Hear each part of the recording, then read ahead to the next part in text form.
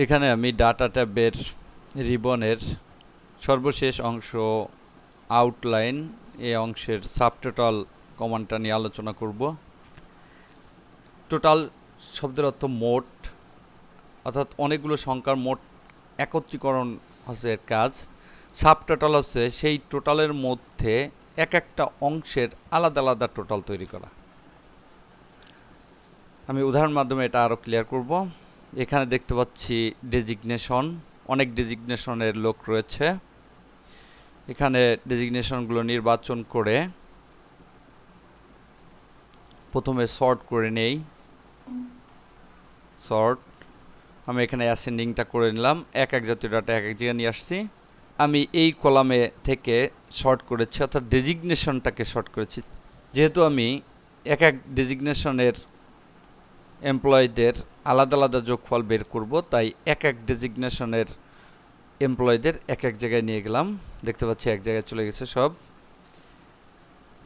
এরপর যেহেতু আমি স্যালারিকে যোগ করব, স্যালারি কলামে সেল পয়েন্টার রাখতে হবে। প্রথমে আমি ডেজিগনেশনের কলামে সেল পয়েন্টারটা রেখে শর্ট করেছি।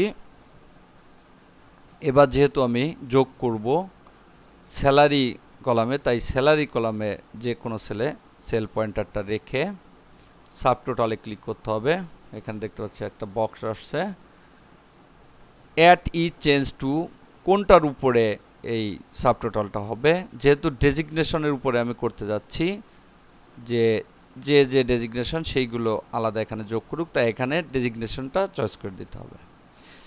এখানে বিভিন্ন ধরনের ফাংশন রয়েছে, সাম, কাউন্ট, অ্যাভারেজ, ম্যাক্সিমাম, মিনিমাম। আমি কোনটা করতে চাই, এই ফাংশনগুলোর মধ্যে কোন ফাংশনটা বার করছে, আমি এখানে সামই দিলাম, যোগফল বের করতে চাই।